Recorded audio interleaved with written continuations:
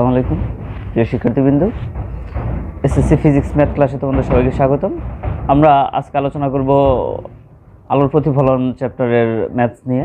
আসলে এই চ্যাপ্টারের অঙ্কগুলা এখানে কখনো কখনো অঙ্ক থাকে, আবার কখনো কখনো থিওরিক্যাল যে প্রমাণগুলো থাকে, বিশেষ করে এফ সমান সমান r/2 আছে, অথবা সমতল দর্পণকে যত গুণে ঘোরানো হয় প্রতিফলন কোণ তার দ্বিগুণ করে ঘুরে যায়, এই যে এই ধরনের প্রমাণগুলা এগুলাও থাকে, অথবা রুল অফ 6-এর নিয়ম থেকে থাকে।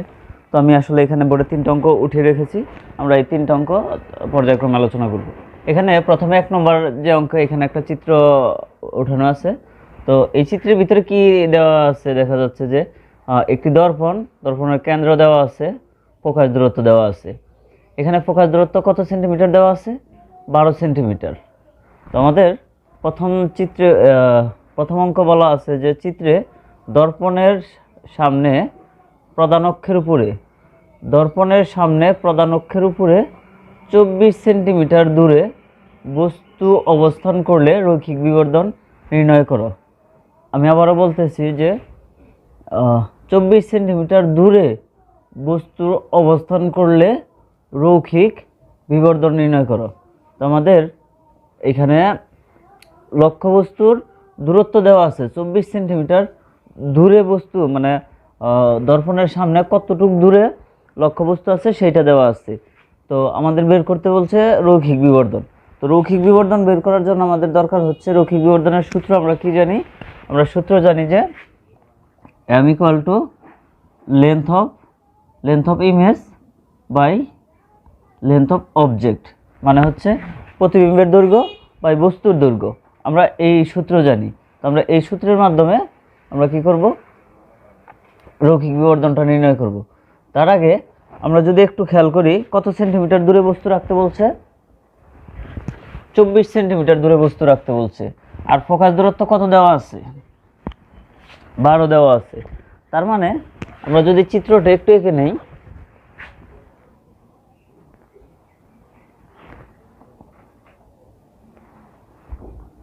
তো এটা বক্রতার কেন্দ্র, এটা ফোকাস দূরত্ব। তো ফোকাস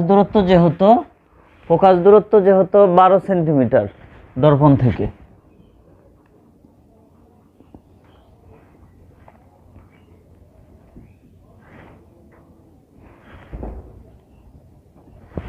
এখানে ফোকাস দূরত্ব যেহেতু 12 সেন্টিমিটার আর বস্তু রাখতে বলছে 24 সেন্টিমিটার, তাহলে আমরা বুঝতেছি যে অবশ্যই বস্তুটা কোথায় আছে? বক্রতার কেন্দ্রে আছে। কারণ এখানে ফোকাস দূরত্ব মানে এফটা তো আসলে এই সিপি এর মধ্যবিন্দু, এটা আমরা রুল অফ 6 শিখে এসেছি। তো তার মানে আমরা যদি এইখানে বস্তু রাখি, এখানে বস্তু রাখলে তাহলে আমাদের এটা কোথায় হবে?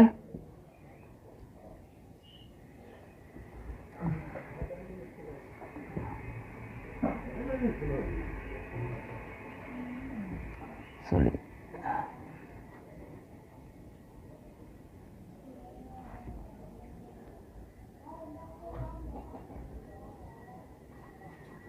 অর্থাৎ আমরা যদি বক্রতার কেন্দ্রে বস্তু রাখি, তাহলে আমাদের বিম্ব কোথায় গঠিত হয়? বিম্ব বক্রতার কেন্দ্রেই গঠিত হয়। তো আমরা এই কথাটা লিখতে পারি যে চিত্রানুযায়ী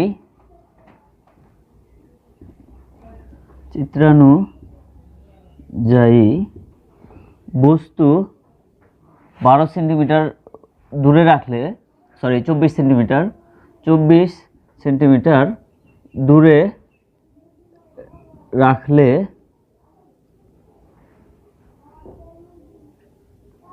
রাখলে এটি বক্রতার কেন্দ্রে রাখা হবে। বক্রতার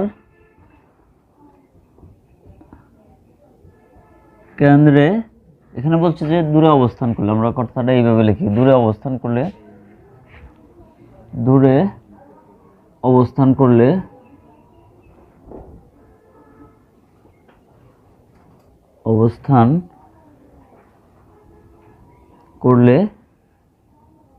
এটি বক্রতার কেন্দ্রে থাকবে এবং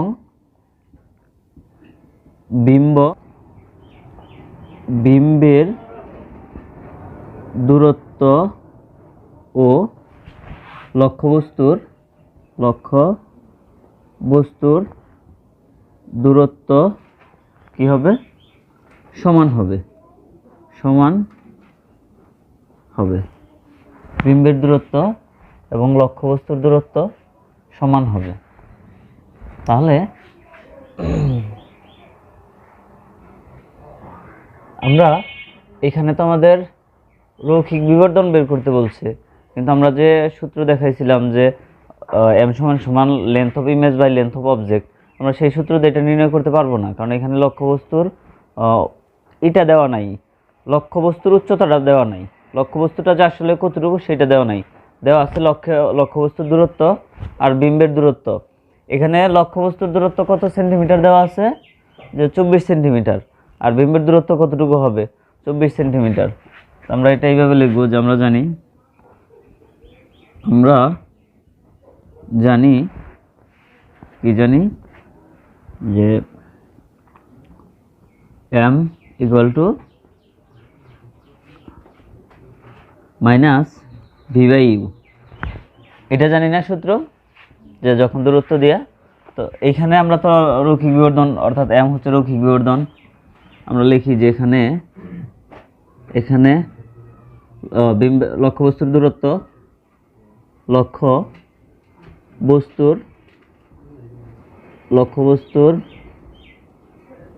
দূরত্ব ইউ সমান 24 সেন্টিমিটার এবং আদেই বিম্বের দূরত্ব কত হবে?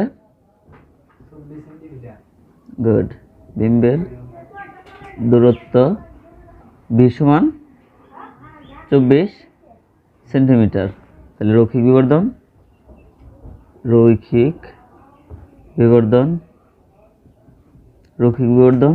m equal two what? তো আমাদের রৈখিক বিবর্ধন এইভাবে বের করতে হবে। তো এখানে আমরা রৈখিক বিবর্ধন এটা জানি যে মডুলাস হয়, আর যখন মডুলাস হয় তখন এখানে মডুলাস অর্থাৎ যখন মডুলাস হয় তখন সব মানে কি হয়? ধনাত্মক হয়। সুতরাং এখানে আমরা এই মাইনাস চিহ্নটা ব্যবহার করব না, অর্থাৎ ভি বাই ইউ লিখব। আর ভিটা হচ্ছে 24 আর ইউ হচ্ছে এটা ইউ 24। সুতরাং কত? 1। 24 ভাগ করলে 1 হয়। তাহলে রৈখিক বিবর্ধন এবং আমরা কত পাইলাম? m পাচ্ছি হচ্ছে 1। তো এটাই আমাদের অ্যান্সার, যে কি বলছে যে রৈখিক বিবর্ধন নির্ণয় করো। এখানে আসলে রৈখিক বিবর্ধনের মান 1 বলতে আমরা বুঝাইতেছি যে বিম্বের দৈর্ঘ্য লক্ষ্যবস্তুর সমান। যদি রৈখিক বিবর্ধন 1 এর চেয়ে ছোট হতো তাহলে আমরা বুঝতাম যে বিম্বের দৈর্ঘ্য খর্বিত হতো, আর যদি 1 এর চেয়ে বড় হতো রৈখিক বিবর্ধন তাহলে আমরা বুঝতাম যে বিম্বের দৈর্ঘ্য লক্ষ্যবস্তুর চেয়ে বড় হতো। তো এটা ছিল আমাদের অঙ্ক। তো আমরা পরবর্তী যে অঙ্ক আছে অর্থাৎ 2 নম্বর অঙ্কটা, এখানে কি বলা আছে যে চিত্রে দর্পণের সামনে 10 সেন্টিমিটার এবং 15 সেন্টিমিটার দূরে দুটি বস্তু অবস্থান করলে প্রতিবিম্বের অবস্থান ও প্রকৃতি রশ্মিচিত্র সহ বিশ্লেষণ করো। তো এখানে আমরা শুধু চিত্র এঁকে দেখাবো যে আসলে চিত্রগুলো কেমন হয়।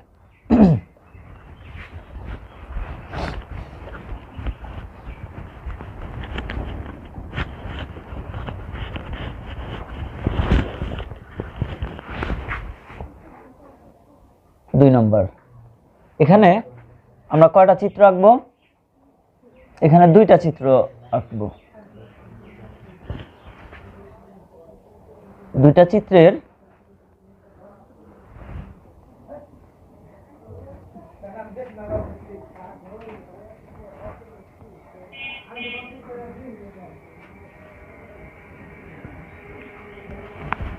এখানে 2টা চিত্রের একটা বস্তু কতটুকু সামনে থাকবে দর্পণে? 10 সেন্টিমিটার, আর একটা বস্তু থাকবে 15 সেন্টিমিটার, তাই না? তো আমরা এখানে বক্রতার কেন্দ্র হচ্ছে সি, ফোকাস দূরত্ব এফ। তো ফোকাস দূরত্ব যেহেতু 12, ফোকাস দূরত্ব কত দেওয়া আছে চিত্রে? উদ্দীপকের চিত্রে 12। তাইলে এফ এর বাম পাশে থাকবে না ডান পাশে থাকবে। তার মানে আমরা বুঝতেছি যেহেতু একটা 10 সেন্টিমিটার আর একটা 15 সেন্টিমিটার, তার মানে একটা থাকবে বাম পাশে আর একটা থাকবে ডান পাশে। তো আমরা প্রথমে 10 সেন্টিমিটার দূরে যেটা সেটা স্থাপন করি। তো আমরা ধরে নিলাম যে এটা হচ্ছে বস্তু, যেহেতু দর্পণের পিছনে এম পি এম প্রাইম, তো একটা অক্ষ এইখান থেকে, এটা তো লক্ষ্য বস্তু, তো এইখান থেকে একটা আলোক রশ্মি প্রধান অক্ষের সমান্তরালে যাবে, গিয়ে প্রধান ফোকাসে প্রতিফলিত হবে, মানে প্রধান ফোকাস দিয়ে প্রতিফলিত হবে, এবং আরেকটা আলোক রশ্মি এমনভাবে দর্পণে যাবে যেন দেখে মনে হবে যে সেটা কোথা থেকে আসতেছে, কেন্দ্র বরাবর আসতেছে, কেন্দ্র।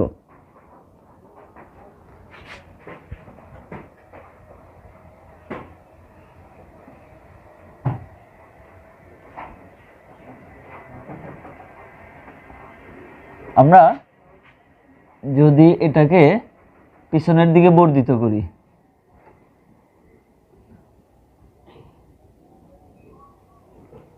তাহলে মনে হবে এইরকম একটা বিন্দু থেকে আলোক রশ্মি দুটো আসতেছে, এইরকম মনে হবে। তার মানে আমাদের এখানে লক্ষ্যবস্তুটা কোথায় হচ্ছে, লক্ষ্যবস্তুর এখানে আমাদের কি কি নির্ণয় করতে বলছে। তো আমাদের বলছে যে প্রকৃতির রশ্মি চিত্র সহ বিশ্লেষণ করো, অর্থাৎ আমরা চিত্র এঁকে তারপর দেখব যে আসলে কোথায় কোথায়। প্রথমে চাইছে যে অবস্থান, তার মানে অবস্থানটা কোথায়, অবস্থান হচ্ছে দর্পণের পিছনে, দর্পণের পিছনে। আর প্রকৃতি কেমন, প্রকৃতি এটা কি আসলে প্রকৃতপক্ষে মানে মিলতেছে নাকি, মানে আমরা অনুমান করে নিচ্ছি, ধরে নিচ্ছি। তার মানে এটাকে আমরা বলতে পারি যে অবাস্তব, অবাস্তব ও উল্টা না সোজা, অবাস্তব ও সোজা। অবাস্তব কথার পরিবর্তে আমরা আরেকটা কথা লিখে দিতে পারি, সেটা হচ্ছে অসৎ, মানে সৎবিম্ব না অসৎবিম্ব, এটা হচ্ছে আমরা অসৎবিম্ব মানে অবাস্তব প্রতিবিম্ব যেটা বলতে পারি। তো এটা গেল। তো আমরা আরেকটা বস্তু কোথায় রাখবো, প্রধান ফোকাসের বামে রাখবো। তো এখানে ছিল এটা কত, বক্রতার কেন্দ্র, এটা হচ্ছে প্রধান ফোকাস এফ। তো আমরা এবার বস্তুটাকে, যেহেতু এটা 12 সেন্টিমিটার দর্পণ থেকে, তো আমরা এই পাশে বস্তু রাখলাম। তো এই পাশে যদি বস্তু রাখি তাহলে বস্তুর অবস্থান কোথায় হবে। তো এটা আমরা যে রুল অফ 6 পড়েছিলাম, তো সেখানে হিসাব অনুযায়ী কেন্দ্র এবং ফোকাস দূরত্বের যে জায়গাটা সেটা ছিল কত, 4। তার মানে আমাদের বিম্বটা কত হবে, বিম্ব হবে 2-এ, মানে কেন্দ্রের বাহিরে হবে বিম্ব। কিভাবে হয়, আমরা একটা আলোক রশ্মি প্রধান অক্ষের সমান্তরালে নিব এবং সেটা প্রতিফলিত হবে প্রধান ফোকাস দিয়ে। আরেকটা আলোক রশ্মি যেহেতু সামনে প্রধান ফোকাস আসে, তাহলে প্রধান ফোকাস দিয়ে নিব এবং এটা প্রধান অক্ষের সমান্তরালে আসবে। তো অর্থাৎ এইখানে বিম্ব হচ্ছে।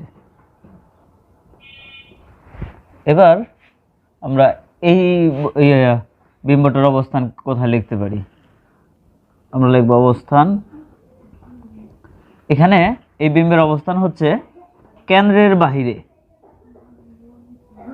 কেন্দ্রের বাহিরে। আর প্রকৃতিটা কেমন, প্রকৃতি হচ্ছে এটা বাস্তব না অবাস্তব, এটা কিন্তু প্রকৃতপক্ষে মিলতেছে এবং বাস্তব। তার মানে এটা বাস্তব প্রতিবিম্ব ও সোজা না উল্টা, এটা হচ্ছে উল্টো। তো আমাদের কাজ শেষ। অর্থাৎ আমাদের প্রশ্নে যা চাইছে যে চিত্রে দর্পণের সামনে 10 সেন্টিমিটার এবং 15 সেন্টিমিটার দূরত্বে দুটি বস্তু অবস্থান করলে প্রতিবিম্বের অবস্থান, আমাদের শুধু প্রতিবিম্বের অবস্থান ও প্রকৃতি জানতে চাইছে। আমরা অবস্থান কোথায় সেটা বলে দিচ্ছি। একটা হচ্ছে দর্পণের পিছনে আর একটা হচ্ছে বক্রতার কেন্দ্রের বাহিরে। এখানে কতটুকু দূরত্বে অবস্থান করবে সেটা কিন্তু প্রয়োজন নাই। এটা ছিল আমাদের 2 নম্বর অঙ্ক। তো আমরা এরপর 2 নম্বর অঙ্কটা সমাধান করব।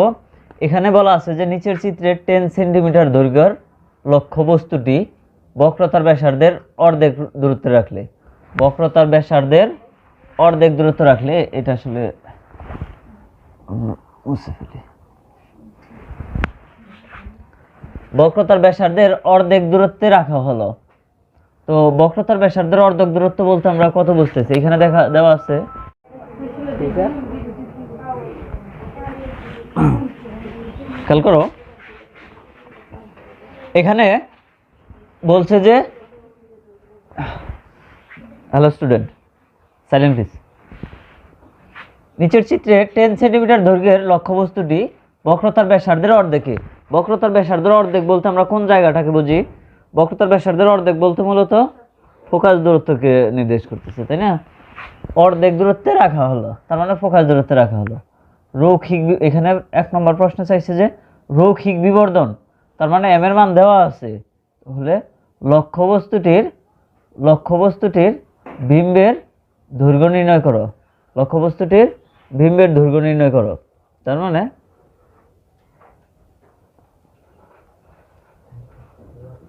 একটু এখানে আমাদের বস্তুর দৈর্ঘ্য কিন্তু দেওয়া আছে, তার মানে আমরা বলতে পারি যে লেন্থ অফ অবজেক্ট এটা দেওয়া আছে, আমাদের চাইছে যে কি বিম্বের দৈর্ঘ্য নির্ণয় করো, তার মানে লেন্থ অফ ইমেজ বের করতে হবে। অর্থাৎ এটা হচ্ছে 2 এর 1, তো আমাদের এখানে দেওয়া আছে কি কি, যে এখানে বস্তুর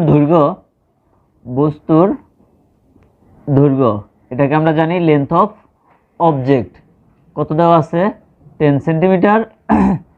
আর রৈখিক বিবর্ধন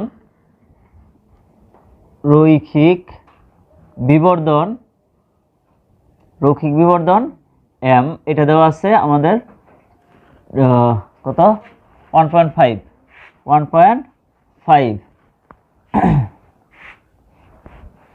আর আমাদের চাইছে কি যে বস্তুটির বিম্বের দৈর্ঘ্য নির্ণয় করো, অতএব বিম্বের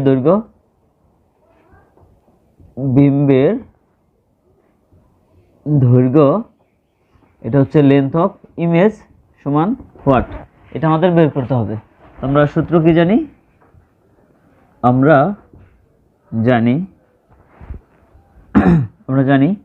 এম সমান length of image by length of object. এটা আমরা শুধু মান বসাবো, এম এর মান হচ্ছে 1.5 সমান লেন্থ অফ ইমেজ হচ্ছে কত, আমাদের তো এটা বের করতে হবে,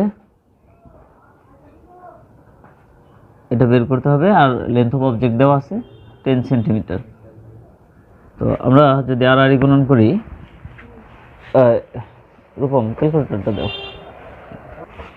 তো এটা যদি আমরা আর গুণন করি তাহলে পাচ্ছি কত 15 সেন্টিমিটার, অর্থাৎ 15 লেন্থ অফ ইমেজ, আমরা এটাই লেন্থ অফ ইমেজ 15 সেন্টিমিটার। তার মানে বিম্বের দৈর্ঘ্য হচ্ছে 15 সেন্টিমিটার। এটা তো আমাদের এটাই চাইছে যে বস্তুটির বিম্বের দৈর্ঘ্য নির্ণয় করে, এটাই অ্যান্সার আমাদের।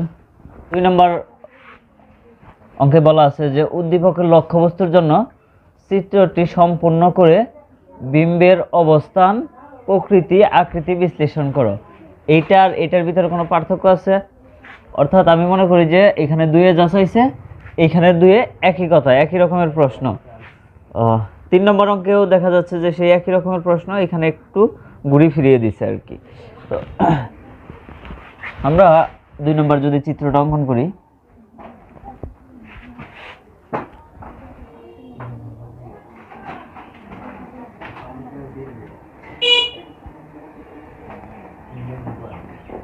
এটা পি, এখানে এ দেওয়া আছে, এটা হচ্ছে সি, এটা এফ। তো আমাদের বস্তু রাখতে বলছে যে বক্রতার ব্যাসার্ধের অর্ধেকে, অর্থাৎ প্রধান ফোকাসে। তাহলে আমরা যদি প্রধান ফোকাসে বস্তুটাকে রাখি তাহলে চিত্রটা কেমন হবে? এখানে প্রধান ফোকাস, এটা কয় নম্বর জায়গা? এটা হচ্ছে 5 নম্বর জায়গা। তো আমাদের চিত্র কোথায় হবে? এরপর আরেকটা আলোক রশ্মি আমরা কোন দিক থেকে নিব? যেহেতু তো এরপরের একটা আলোক রশ্মি তো প্রধান অক্ষের সমান্তরালে নিয়েছি। তো এরপরের আলোক রশ্মিটা আমরা কোন দিক থেকে নিব? যেহেতু সামনে প্রধান ফোকাস নেই, তাহলে আমরা আলোক রশ্মিটা এমনভাবে নিব যেন এটা কেন্দ্র থেকে আসতেছে।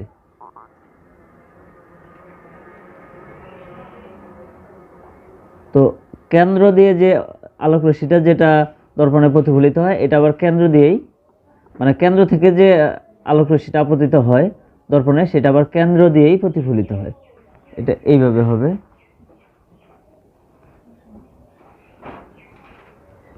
এটা আমরা যদি পিছনের দিকে বর্ধিত করি তাহলেও হয়তো কোনো একটা জায়গায় যায় মিলবে মনে হয়, আর এটা সামনের দিকে বর্ধিত করলেও তাহলে এটাও কোথাও যায় হয়তো মিলবে, এরকম অসীম দূরত্বে। তার মানে আমরা অবস্থান আর প্রকৃতি কি লিখব? এখানে অবস্থান, আকৃতি, প্রকৃতি বিশ্লেষণ করতে বলছে।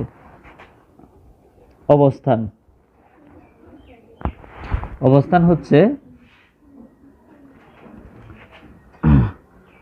অসীমে,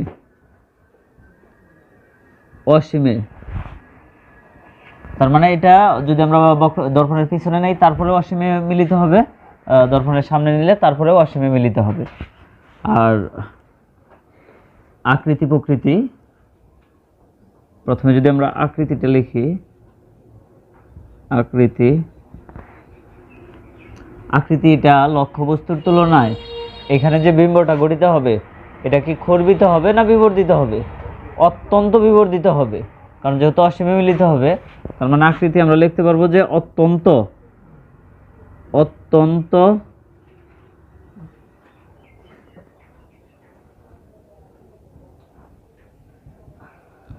বিবর্ধিত। আর প্রকৃতিটা হচ্ছে এখানে এটা বাস্তব হচ্ছে না অবাস্তব হচ্ছে? অবশ্যই অবাস্তব।